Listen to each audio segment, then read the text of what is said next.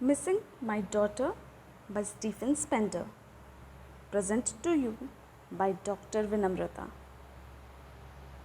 Dear students, today we are going to critically analyze a poetry which is prescribed in your syllabus and is titled Missing My Daughter, written by Stephen Spender. So let's start with the timeline and about the unique features of the poet first. Sir Stephen Harold Spender, 28 February 1909 to 16th of July 1995. He was a poet, novelist and essayist. He usually dealt with themes of social injustice and class struggle in his works. He was also the Poet Laureate Consultant to US Library of the Congress in 1965. The poem that we are going to analyze today is about the poet missing his daughter. It is a poem where the poet misses his daughter and imagines her to be near him. Although it is a kind of imagination and hallucination where he wishes her daughter to be there, but she is not. Only solace he gets is through writing, where he offers a poetry in her memory. Through the poem, poet feels her presence. And step by step, line by line, he feels the daughter growing in the form of a poetry, growing in the form of words. And finally, when the poetry is completed, author feels that he has finally created or given shape to his daughter and she is just around him. Now, coming to the structure of the poetry is divided into 4 stanzas of 6 lines each. There is internal rhyme and rhythm in each stanza with half or para rhyming. But the first and last line of each stanzas are rhyming.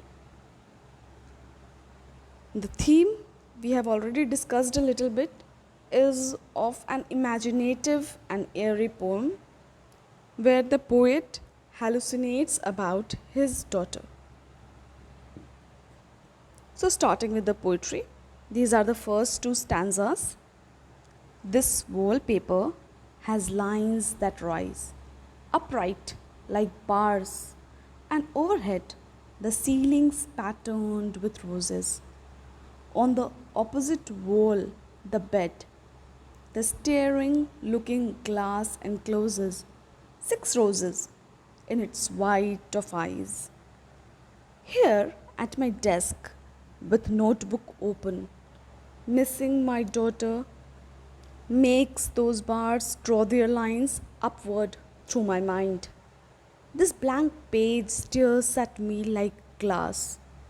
We are stared at roses wish to pass through petaling of my pen. So you see, here in these first 2 stanzas, the poet feels as if he is trapped in a cage. He sees the wallpaper that is in his room, and the wallpapers have vertical lines printed on them, and that reminds him of a jail or a prison, as the wallpaper has vertical lines which look like the rods of the jail. But the ceiling has got some flowers imprinted, and there is a mirror in front of him which has also got roses in them, and these roses gives him hope. He's trying to write something about his daughter because he misses him. She is not with him, which has created a kind of empty space in his life, and thus he is sitting with a paper in front of him, and the paper is blank because he is unable to write anything, as if the bars have been imprinted and in his mind also, and it has blocked his mind in some way. He wishes to pen down the roses, the happiness, the memories of his daughter onto the sheet, but he is unable to write anything. He just keeps on staring around, looks at the bed, looks at the table, looks at the mirror in front, and obviously the bars which reminds him, actually the lines on the wallpaper which reminds him of bars of a prison. He feels trapped. Moving to the next two stanzas. An hour ago, there came an image of a beast that pressed its muzzle between bars. Next, through tick tock of the reiterating clock, a second glared with the white dazzle of deserts. The door is a green mirage. Opened. In my daughter came.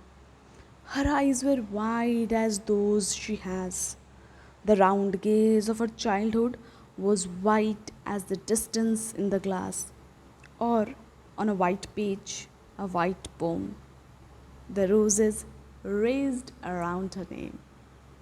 So finally, the complexity which had aroused in the first two stanzas is resolved here.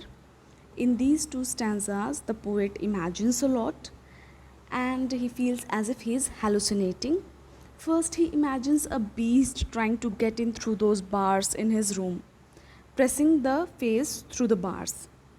Then he also imagines the door to open and his daughter enter in.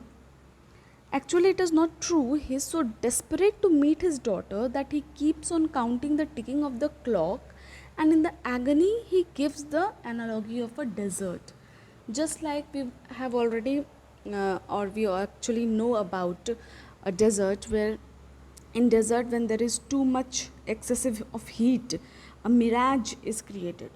Mirage is a kind of hallucinating um, process, where people imagine or actually see. It is an optical illusion where people see water when there is mud all around, when there is sand all around. So it is the hallucination of water which is created in the desert, and such similar kind of hallucination is being created in the mind of the poet, because he feels that the daughter has walked in through the door but she is not there. So the door becomes the symbol of the mirage. The door is the symbol of the mirage, or door is the metaphor for mirage, or door is the analogy for mirage, because he says that in some way he hallucinates his daughter, and the door through which she gets in is the mirage of the desert. That becomes the mirage.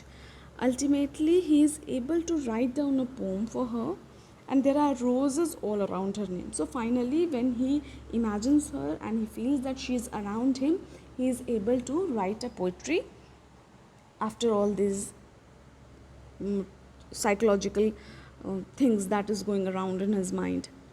Although he knows that she is far away, like the distance of the mirror and the white color of the sheet, mirror, and poem, then at last he uh, tries to recollect all the white things that is all around him. So white also signifies paleness, white also signifies death.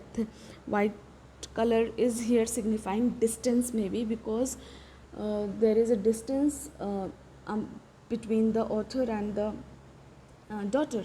The daughter is far away and he is unable to meet her, so he feels that it is all white, everything is white around him. The page in which he is writing the poetry is also, he is terming it as white.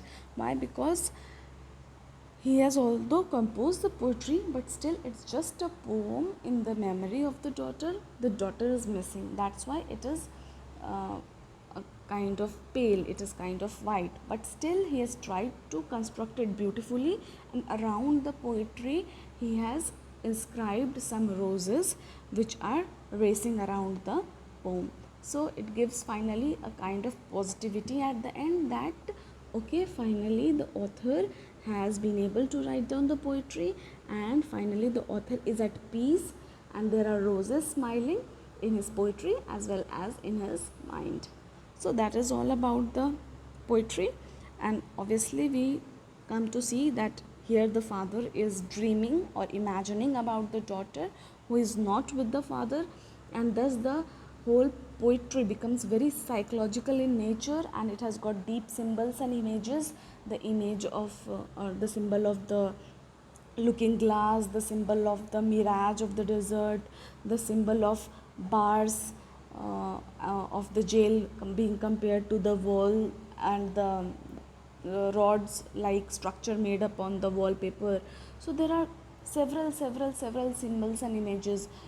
He first he gives the image of he being trapped in the jail through the analogy of the wallpaper and the bars printed on it. And then he also gives the um, inclination of time and the vein of time that is flowing, because he keeps on counting the time, because when the daughter is not there, he keeps on counting the ticking of the clock. So that is all about the psychology of the poet, and how he feels, how he is disturbed, how he wishes to see his daughter again, and it is all through some kind of dream or imagination or hallucination. So that was all about this poetry, and I'm sure you must have understood it. So thank you.